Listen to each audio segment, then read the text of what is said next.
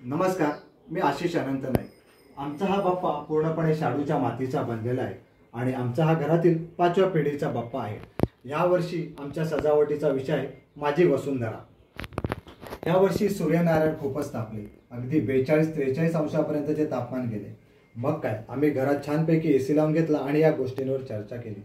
सध्या 3G, 4G, 5G ही काळाची गरज आहे समजते, पण चिवचिव करणारी चिमणी आता फक्त पुस्तकात राहिलेली आहे। गावातील जमिनी काही ना काही कारणास्तव विकल्या जात आहेत। सध्या जिथे एक घर होते आणि 10 झाडे होती, तिथे आता फक्त 1 झाड आणि 5 घरे झालेली आहेत। उड्डाणपूल, national highway, mono, metro, bullet train ही काळाची गरज आहे, ठीक आहे, पण यासाठी झालेले प्रचंड वृक्षतोड याकडे मात्र आपण कोणी लक्ष दिलेले नाही।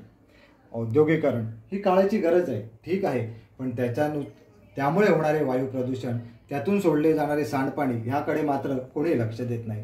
छत्रपती शिवाजी महाराजांनी उभारलेले गडकिल्ले यांची परिस्थिती सध्या खूपच बिकट आहे।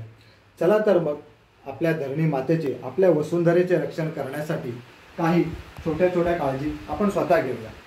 सार्वजनिक वाहतुकीची साधनेचा वापर करूया। सायकलचा छोट्या अंतरासाठी आपण सायकलचा वापर करू शकतो।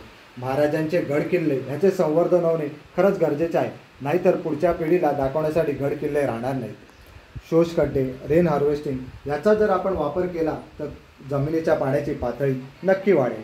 आपल्या घरात जे निर्माल्य जमा होते, जो ओला कचरा जमा होतो, त्याचे खत बनवण्यासाठी आपण उपयोग करूया। चला तर मग झाडे लावा, झाडे जगवा। आपल्या वसुंधरेचे रक्षण करण्यासाठी आपण काहीतरी कर्तव्य नक्की पार पाडूया। धन्यवाद।